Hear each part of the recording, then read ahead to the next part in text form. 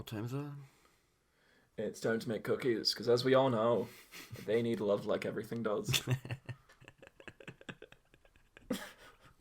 Is that what you're hoping for? I did like that. Do you know what the best thing is? I actually forgot about it until he said it there. I forgot about that line. Cookies need love like everything does. Because they like to... What are we doing? Right, it's We're the Matrix. doing the Matrix.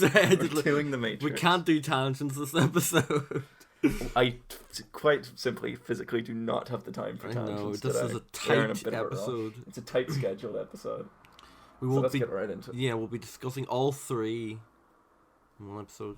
In under 1 hour. In under 1 hour, we're going to try and recap and give our thoughts on it. We both rewatched Matrix. I rewatched them all in one day. Over slightly different schedules. Yeah. Not fair, I did do 2 and 3 in the one day yesterday, because I was simply just like, oh shit, I don't have the time. I think talking about these films one at a time is kind of the best way to kind of do it. But more specifically, the first one. You do the first one, then you do 2 and 3. The other two kind of blend into one film. But main reason why we're doing this is obviously trailer for Matrix Resurrections came out, so we were like, fuck yeah, best kind of time to do it. We're gonna be so busy in December with Spider-Man. Because we have about 3 more Spider-Man episodes to come out. We do. We do, yeah. You forgot. But yeah, no. First Matrix, solid film. I think I actually enjoyed it slightly less this time than I did originally watching it. Just more so you kind of see, like, sort of like, because the other two films are kind of like quite high budget. This one was quite low budget. It was only 63 million. Like the first opening scene was 10 million just for that opening scene alone. It's kind of funny. I enjoy the first Matrix very differently to how I enjoy 2 and 3. I enjoy all of them to a point. 2 and 3 are very similar to how I enjoy the Schneider films, or maybe the MCU films these days. I enjoy the first one kind of like I enjoy Face Off, or like a John Woo kind of film. Yeah. Whereas it's just kind of an action film. Yeah, it's not really trying to be preachy really or like pay much attention to. 2 and 3 get a little too preachy for my liking. Actually, not. What am I on about? I'm a Schneider fan. You can't get too preachy. So one's just. There's not too much to say about one, is there? It's a good solid film, I think. Yeah, you know what I mean? Like, I remember before we watched 2 and 3, I said to you, I was like, I think I'm going to kind of consider these, or view these in the way I kind of viewed the original Star Wars trilogy, where it's like, A New Hope is sort of just like, even though it's not the best one, you know, it doesn't really bring up these kind of cool ideas, it's a solid first movie that introduces you to the world, and that's exactly what The Matrix is.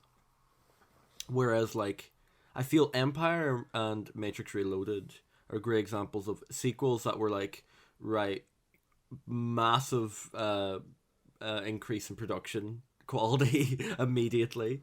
Massive increase in the sex appeal. Of course, Matrix 2 had the orgy scene, and of course Empire added Lando. and number of Hugo Weavings. Oh, and a number of Hugo Weaving. Of course. The army of Hugo Weaving. Right, we have room for one tangent. Yeah. One tangent and one tangent alone. There's something innately very funny about an army of Hugo Weaving that it doesn't work with every actor. Yeah. But there's very few that it does. We did discuss this last night. Ones such as that I'd say would be funny is Willem Dafoe. Of course, yeah. Jimmy Smits. And David Thewlis. Yeah. Now, if you would like to get in touch with us, if you have any other actors that you deem worthy of that role, and we will discuss. Please DM us. Please. I hope and we actually get may or may not get back to you. Oh man, if we got a DM, I would be so happy. This one comes across a little desperate now. Anyway. Yeah, it sounds pathetic. It sounds very pathetic. Can we just jump onto 2? Because I mean, what can we say about 1? Well, I'll just finish my thing where I was just like, well, you know, when it comes to like 2, I kind of view it as they just up the stakes and everything, but they also bring in a lot more kind of like philosophical ideals and stuff. It's not really just this action movie, Although the action is, I think, even better in the second one at points. There is some. It's mainly the ropey CG. There's some ropey moments. Yeah. Jesus. But Mainly involving my favorite thing, the Army of Hugo Weavings. the Burly Brawl. Yeah. Is that what it's called? Yeah, Burly Brawl. Yeah. The Army of Hugo. I do love that scene. I don't know why. If you think about it, it's like it could have been so much shorter because it's so pointless. It goes on forever. Yeah.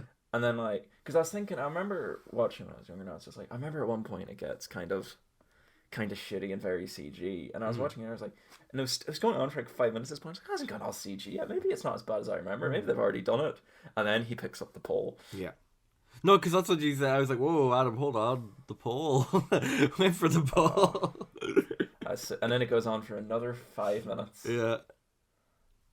Like, And I then, think... it just sort of flies away. Yeah. Well, just kind of like finishing with the first one. It's like, just go watch that if you enjoy it. Fair enough. I understand why it's a lot of people's favorite one and stuff, but I think the second one's kind of more of my kind of a favorite, just in this. Just from watching it, because I've actually seen all twice now, and I did enjoy the second one a lot more. One thing I will say, the film with the best opening is still the first one. They never kind of top that opening, but they never kind of tried to. I think because the second one it doesn't go on for that long compared to the first. Because the first scene of the Matrix is like 10 minutes long or something, and it goes on for quite a long time. The second one needed to tease the end of the film. Yeah, it did that. I can't remember the name of it. Some weird Latin name they give it, where the start is the end of the start is like the start of the third act and stuff like that, or whatever. Yeah. Like Uncharted 2. Yeah. Or your classic Daredevil with Ben Affleck. Oh yeah, on the fucking rooftop. Or obviously, famously, Citizen Kane.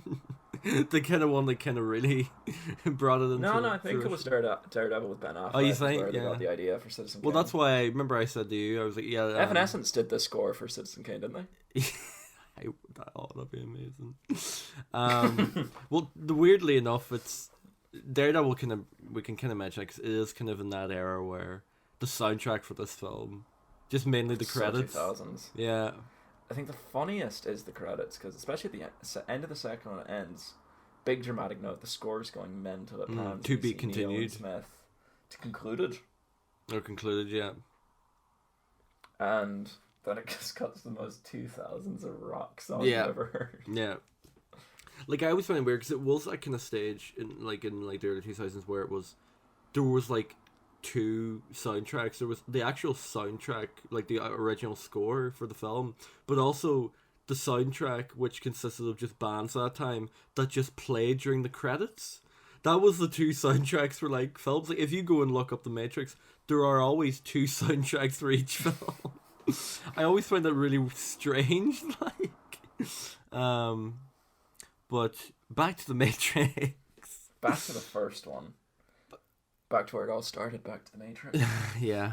I mean, I think Reloaded, I do think is like the best one, because I think the middle part in any trilogy is the best. But at the same time, I feel that Reloaded and Revolutions, they both could have been one, because they do just feel like one really long film, even though they are separate. It's a little exhausting to watch them back to back. Oh yeah, in close proximity. Yeah. So yeah, why they were released 5 months apart?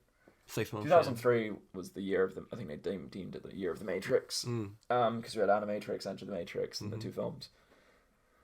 God, I would have been fucking exhausted. Oh, you would have been very sick of it if you think about it. I'm partly glad is the reason, WandaVision is like a year before Doctor Strange 2. Yeah. Like, it was supposed to be like 2 months.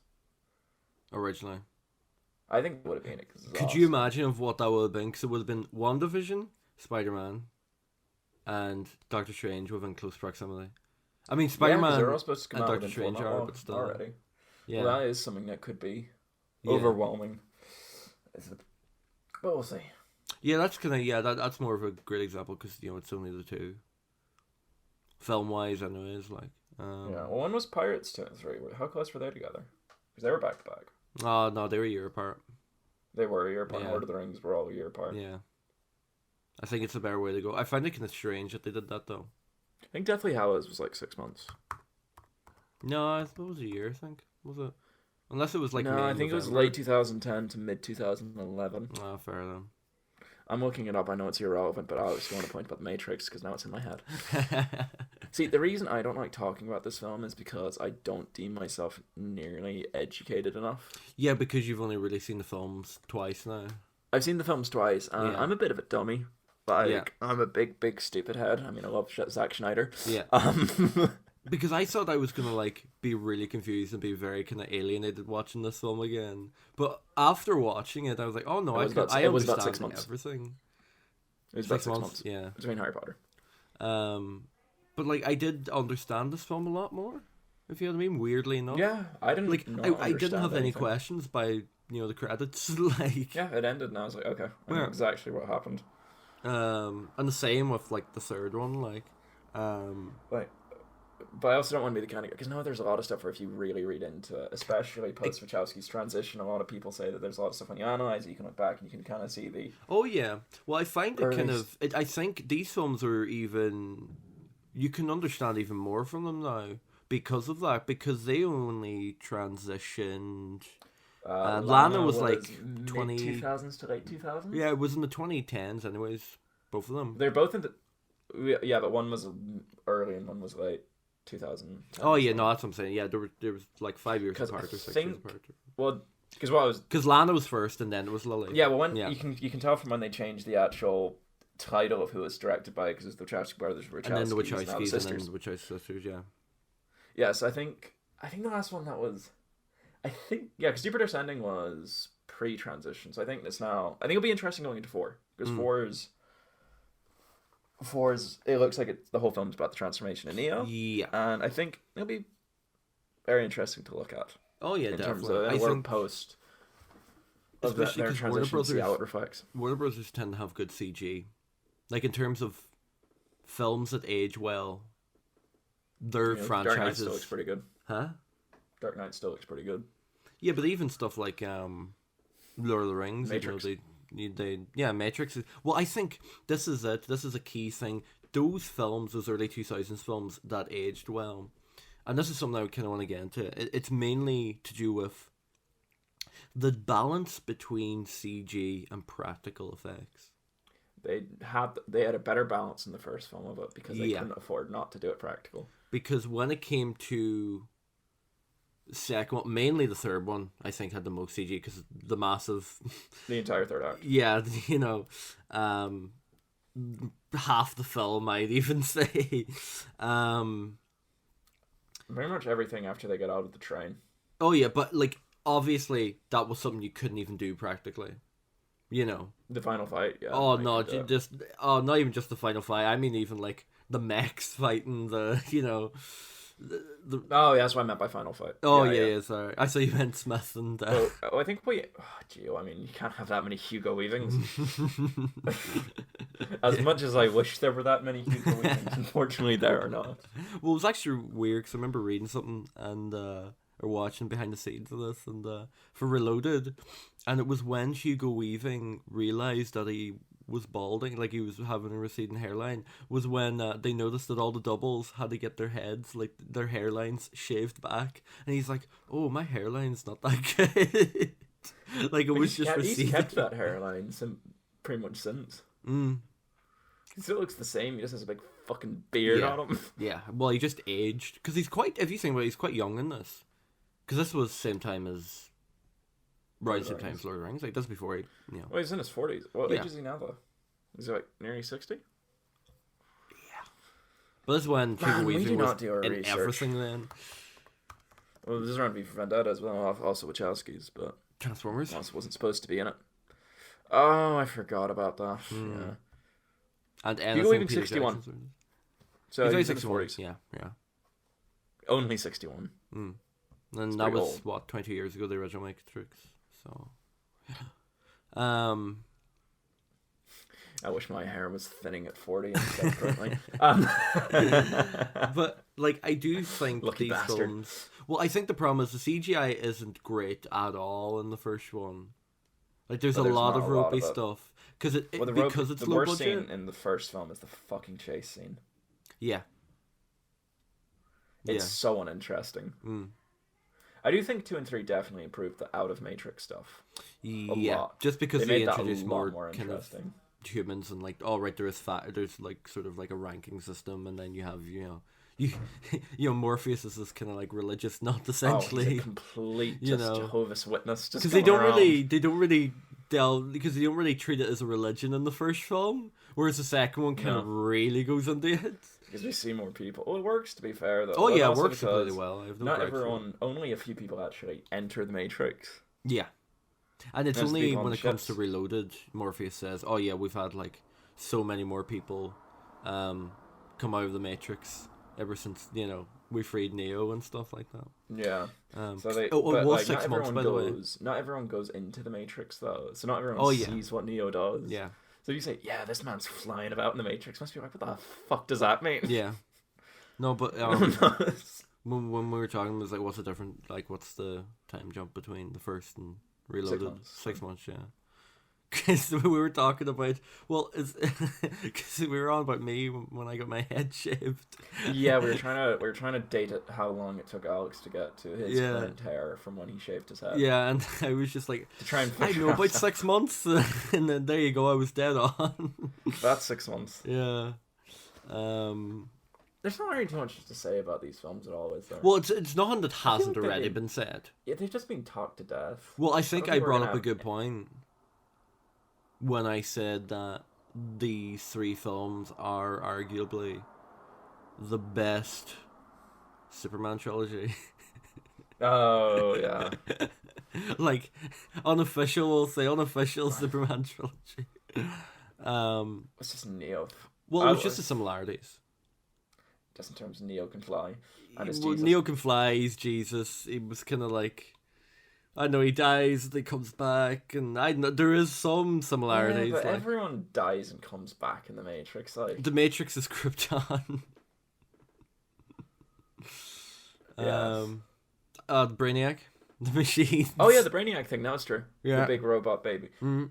I'm sorry, guys. There's not a lot to say about these films. It's just kind of everyone's This seen is it, just haven't they? a collection of opinions on random This parts is a of the collection Matrix of different trilogy. scenes that Yeah. I just well that's that. Mm. You know, I love the line when all the Hugo Weavings talk about making cookies.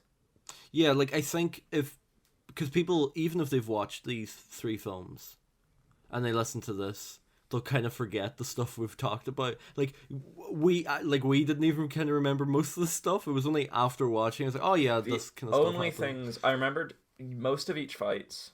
Yeah, I remembered how each. I can remember how much each got into each fight. I remembered there was a lot of Hugo Weavings, and I remembered the orgy. yeah. No one forgets that. That is probably the worst part of the entire. It goes on for so long. We see my main gripe with these films is, you know how like in every Matrix film, every time Neo goes into the Matrix, the first scene you see him, because there's like these transitional periods of time. Why does he always change outfits completely? Each film. Well, the first one at the end when he flies off in the essence, he just has this kind of wearing like a leather cool jacket. trench coat, you know, sort of like suit-esque kind of attire. Wait, the trench coat he was wearing when they go into the final battle of the film. Yeah, and then when it comes to he's just wearing that, and it's cool costume. Like, In the second one, he's wearing a priest outfit. for some name, because again, more religious stuff, I imagine. Then in the third one, he's dressed as Dracula. Yeah, I don't get what, but what's even weirder is that because he went into the limbo area? No, I think they just wanted to make new merch. Yeah. Because it doesn't make kind of sense just because it was like that takes place literally straight away. Yeah, no, I think it was just so they could make new merch in Neo. Because like Revolutions literally start off the second. It's kind of like BVS to Justice League, where it was like it just starts off straight towards the end, like nearly. Yeah, it's probably just merch. Same reason Tom Holland's had a new fucking suit every film. Yeah, or 3 every film. Oh, okay, we won't get into this. We'll save it from just those films. And foreshadowing. Uh, so it was kind of weird. I remember seeing this video ages ago, a couple of months ago, right? And so it's by this guy on YouTube, and he's mainly talking about the first Matrix film. And it's sort of something a lot of people don't really know about. It's from this guy, fuck all subscribers, less than 3K. It's called Watching the Aerial. Huh? More than us. More than us, yes. He's called Watching the Aerial, and the video is titled The Matrix and How Bad Remasters Happen. And it's essentially because you know how everyone watches the first Matrix film, and you don't really see it in the other two, where the first Matrix film is very green. Like, yeah, it's very green like compared to the other two. The other two aren't that green at all. Really. But yeah, I never knew how much of that was just to hide the budget. oh yeah, no, it was mainly this video this guy made. It was mainly, or Watching the Aerial made. It was mainly started from when the 4K new remasters of the trilogy came out, right? And people realized, they were like, oh, why is the first Matrix film not green? And it's because they went back, they got the original negatives of the film, and they worked with a cinematographer to try and get it what it looked like in the cinema back in 1999. And apparently it wasn't actually that green. And the version we've all kind of remembered for the past 10 years was just a really bad remaster on the DVD and Blu-rays. Oh, so have they re-released it since? Oh yeah, that's on the 4K. You can only get it on the 4K.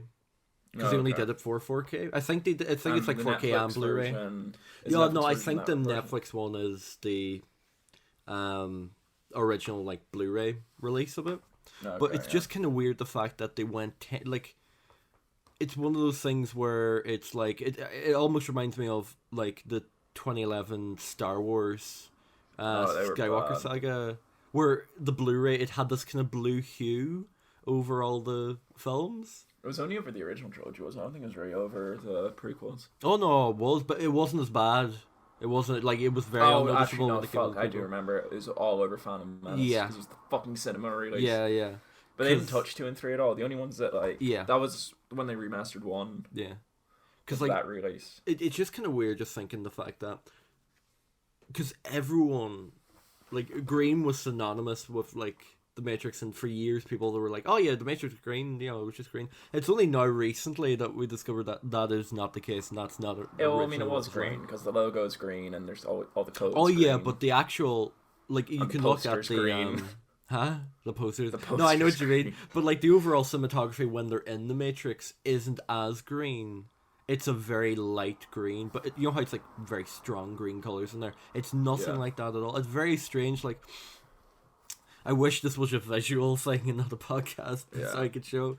But definitely look it up. Like, I think let's get on something interesting. I think because I just in doing this, I've realized that we legit have nothing to say.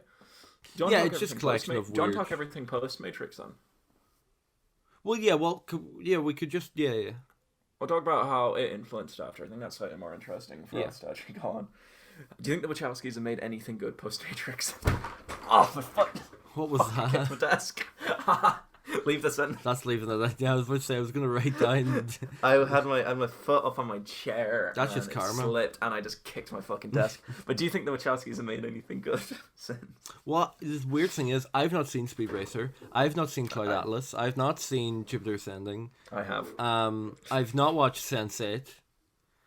And the only thing I've watched that they've had any hand in was V for Vendetta, and they only wrote that. So, the answer is, though, no, they haven't made anything good. I've seen an iconic scene from Jupiter Ascending. I was, when did Jupiter Ascending come out? Like 2016? I was 15-year-old Adam. He was like, he just watched The Matrix. He was like, oh, boy. I think my voice is high pitched now. You should have heard me back then. Oh, boy, a new film from Wachowskis. Can't wait to see it. I saw it, and Jesus Christ, it was the most boring, painful, dull piece of shit that I'd ever seen. It was so... And I hate Eddie Redmayne with a passion. Yeah. Like, I want to cave his face. Well, like, I always think that the Wachowskis, they were more... They're sort of good adaptations of stuff, because even the Matrix, there is a lot of similarities with so many different types of anime media. There was a woman who sued them, but her case was so flimsy. Yeah, it was so vague. Her claims were so vague, so they were complete bullshit. It was like she wrote to the Wachowskis in like a magazine competition or something, but she couldn't remember the name of the magazine, and there was no proof of the contest. Yeah, there was no proof. When she said that they were going to do it, the Wachowskis were teenagers. Yeah, like it didn't make any sense whatsoever that they would be big Hollywood kind of executives by then. But it went on for a few years. She went on news shows and everything. Oh yeah, she was on last year. Was she? Yeah, I don't know why. She was on last year for some reason. Yeah, but without The Matrix, of course, we wouldn't have gotten Superman Returns. Yes.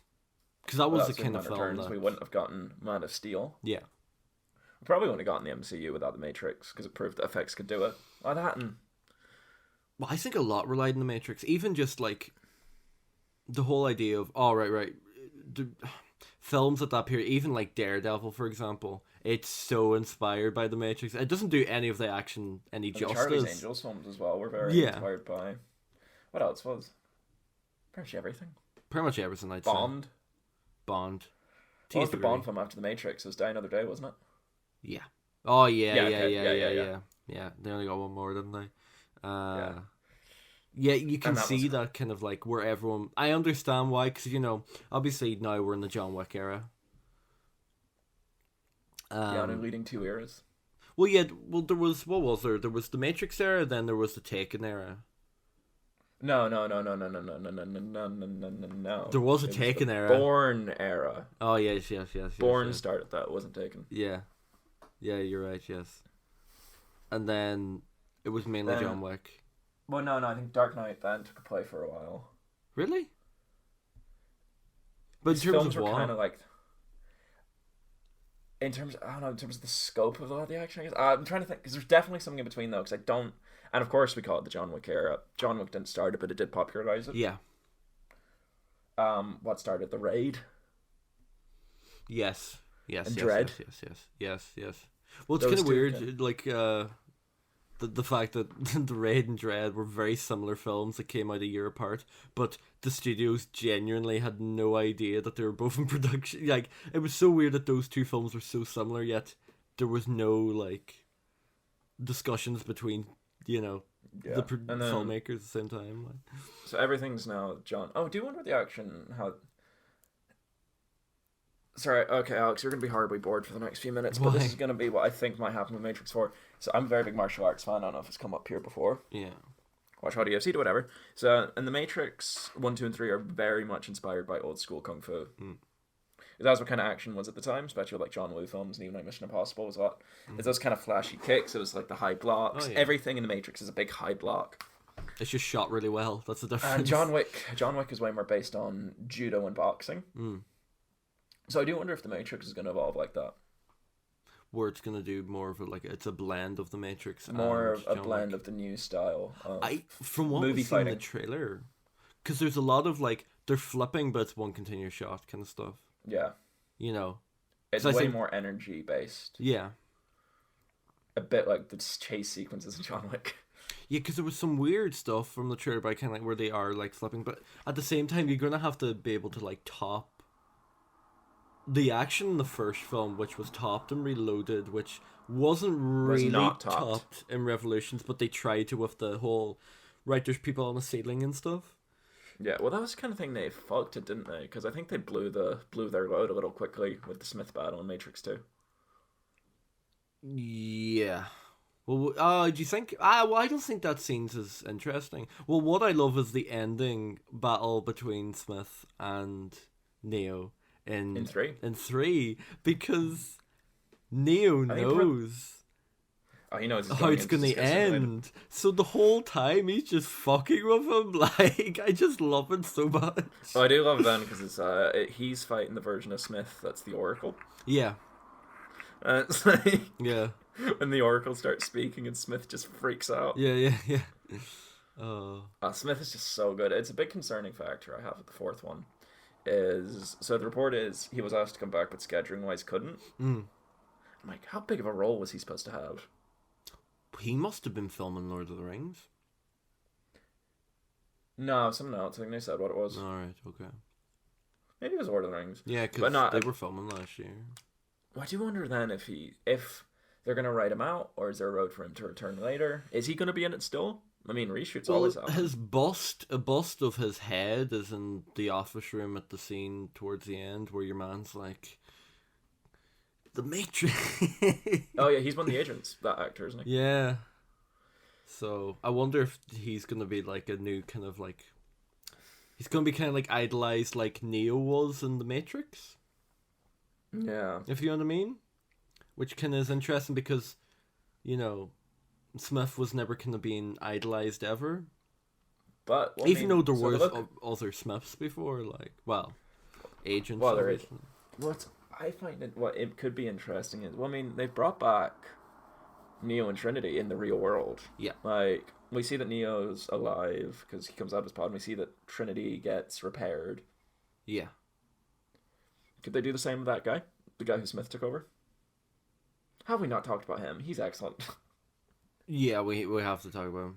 We both don't know his name, but he's such a good actor. It's the guy who plays Kane, isn't it? Yeah, he's so good. Yeah. He's almost better being Hugo Weaving than Hugo Weaving is. Yeah. It's just the little twitches and stuff and the eyes and the movements. Neo should figure out immediately that it's Smith. Yeah, I don't know why it takes Neo so long to read. It's like, sorry, he's so Mr. fucking Anderson. Obvious. Yeah, he calls him Mr. Anderson. In that fucking nasally Mr. Anderson. Yeah, it's just, do you know what Smith reminds me of? What? The G-Man from Half-Life. Just the way he talks, where it's kind of, and he's in the suit and he talks kind of like in weird, it's sort of like unhuman-esque, the way the words kind of flow out of his mouth. You know. Oh, he's so good. Especially then when he gets unplugged and then he becomes slightly more human. Yeah. Yeah. And then there's a bunch of him about. Whenever it's one Smith speaking, it becomes much more human. When it's a bunch of Smiths speaking, they get so robotic. Yeah. I love it. Yeah. Because then they're kind of focused on their goal. Yeah.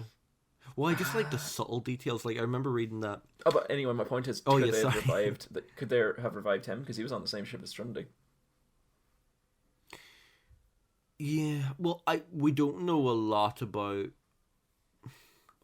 what's the story with the first. Yeah, but he got his head caved in. Neo got his eyes burnt out. Yeah, but Trinity but I think there was a difference in many places. No, I know. I think there was a difference though because he wasn't Smith. Smith just took over his body, and then Smith just kind of died from it. Then, like Smith's a program, obviously. Yeah. In a human at that point, so that program just ceased to exist within that human body. I don't know. I wouldn't be surprised. I mean, the Merovingian's coming back. Rumored, yeah, at least, which makes sense because he Jada didn't Pickett's die. coming back. Oh yeah, I'd say everyone who didn't die, I imagine, is coming back. No, because Morpheus is different. Yes, but I wonder how that's gonna play because Lawrence Fishburne wasn't asked at all. Or he's just saying that. But I'm very interested to see Yahya Abdul-Mateen II's performance. I'm a big fan of him. Big fan of Yahya. Right. What's he been in? Black Manta. Oh, that guy, He's in Candyman. He was in Trial of Chicago 7. He was in Watchmen. He was in Trial of Chicago 7? Yeah, he played Bobby Seale. Ah, nice. What else is he in? He was in Us at the start. But no, I really like him as an actor. I think he'll give a good performance in this. I like what they're kind of doing, but I wonder what they're kind of doing. I don't know what they're going to be doing. Is it going to be like a trick or? It's hard to tell, but I think the good thing about the Matrix 4 is you can do whatever you fucking want with it. Yeah, like I think people are going to go into this like they did for the first Matrix film, where they're going to be like, "Oh fuck," you think it's something, but it's something else. Please don't flop. Oh, I hope it does well. I really do. I can see it getting delayed. It depends on how well Dune does. I don't think it depends on how well Dune does. I think it'll only get delayed based on Spider-Man. No, because I think Warner Brothers want something to compete with Spider-Man. Yeah, but they're not going to compete with Spider-Man. I know, it's kind of weird, because it's like, The Matrix does have a lot of hype surrounding it. I think the box office numbers will tell, but then we're seeing stuff like Shang-Chi getting big box office numbers, even though That's it's Marvel. a new, Marvel film, like new character completely that we haven't seen Yeah. before. It's kind of weird, the box office now. It's very unpredictable. It's so unpredictable. It is weird, and I feel really bad for studios because they're like, we don't know if this film's gonna do well or not. Like, Yeah, so they don't know. yeah, Right, I think we might have to make some wrapping up statements. I'm sorry for the very odd nature of this one. It was half down to time and the fact that there's not much to talk about. no, it's more As of I our keep just kind of saying. thoughts on this. I think we will probably. It's revisit it's an this film. immediate reaction. I think when the fourth one comes out, we'll visit the whole franchise. Yeah, Watch I think Animatrix we as could well, even maybe. do a whole episode on 4. I think it'll be that Yeah, kind but of. I think 4 will be more interesting to see how it fits as the Yeah. series. I think they can do kind of mental stuff now, and no one will question it. Like even more mental than like 2, for example. Yeah, but if the CG looks good, they can do whatever the fuck they Oh want. yeah, And that's the thing I'm most excited about. what do you mean? The CG? Yeah, because it's just gonna look fucking Oh, sick yeah. on it. Well, You I'm see it from excited for the trailer. action. Never mind the CG. Well, I suppose they can like tie hand in hand, and yeah. Oh yeah. But like even when you see in the trailer when Neo's just like holding the bullets, it looks so intense and amazing. Like it looks real this time, like Yeah. because he But looks then like. is Neo being nerfed? Well, I think it's just a new one. A new Neo? I think it's a new one. Yeah. I heard Well, it's people were Neo. thinking that the only reason they've kept him alive is just so that the one cycle would never reset. That makes sense. Yeah, but it's gonna be interesting. If they kill him, there will be a new one, whereas he's just Yeah. kind of kept sedated. Yeah. Well, that's because they keep feeding him the blue pill. Yeah. Because it's gonna be. I wonder how fucked up he's gonna be though when he wakes up. Because I hope he's proper he's fucked. really old. Because you're meant to be like quite young. Like even when Neo was woken up in the first Matrix, they were like, "Yeah, we probably shouldn't have done that. It was very dangerous." So I wonder how he reacts. They might just relieve that, to be honest with you. It's the kind of thing I won't be surprised they just kind of neglect. Well, I wouldn't even be surprised if they do weird shit like that though that people kind of forgot about. You know what I mean? Oh, bring up the most obscure fucking shit. I don't care. I care more about that than, like, I wouldn't even mind the Smiths not even mentioned in this. Like, because I think there's so much more interesting stuff that you can do with the Matrix. Then I wouldn't have brought back Neo. That's a good point. Because they I both don't go think you hand in can have hand. Neo I know what you without mean, Smith. yeah. Well, I think they'll have a teaser towards Smith at the end, or a reference towards him, and that I will don't link necessarily to the think he next needs one. to be brought back. I don't know. I think the Smith character would be more interesting if he was just haunting Neo as opposed to actually existing. Yeah, Because it's all about the relationship between Smith and Neo. yeah. Because I think the agents are going to kind of more worship Smith as their Neo. one this time, so we're going to see that kind of a juxtaposition in a way. Yeah, new version of the Matrix as well. Yeah, obviously. Well, it's the one set from the end of now. Matrix 3. Yeah. You can tell from the But that cover, one looks so very that's kind of what like it is. modern, like now modern, weirdly. We haven't seen. We don't know what the one at the end of 3 was actually like. We just saw people in a park. Yeah, but just the buildings in the distance looked even modern. Like they look kind of even like too futuristic. Well, not futuristic, but they do look like even. I was say, are they filming this new one in Sydney? No, they were filming in Canada, I think. All right. So it's First they were I filming- think it makes sense because it's a new Matrix, so it looks different. Yeah. I like that though. All right. If you have any wrapping points, I might have to leave, Alex. So. So yeah, no, well, just that's kind of it, really. Just Matrix. I don't know. It's been a bit of a shambly Matrix. episodes, but it Go was ahead, just more of a go ahead. collection. Well, of you know what? opinions. You know what point to leave off on. Which one? Matrix needs love, like everything does. Was that your full circle? I actually want you to edit and cut it at this point, so that's the final statement. Well, no, because I have to do the shout out thing. So Shut make sure up. to follow us on Instagram Alright. at the State of Podcast. I can repeat it. No, it's fine. And thank you to Buzzsprout for hosting. Check out the YouTube State of Podcast. if you want to listen on there. And That was yeah, well gone. we'll be back next week for something else. Goodbye. Yeah, I might be there. I might not. Who knows? Actually, I don't know what to start. I don't know what I'm gonna do next week. But yeah, no, that's been it. Thanks for listening.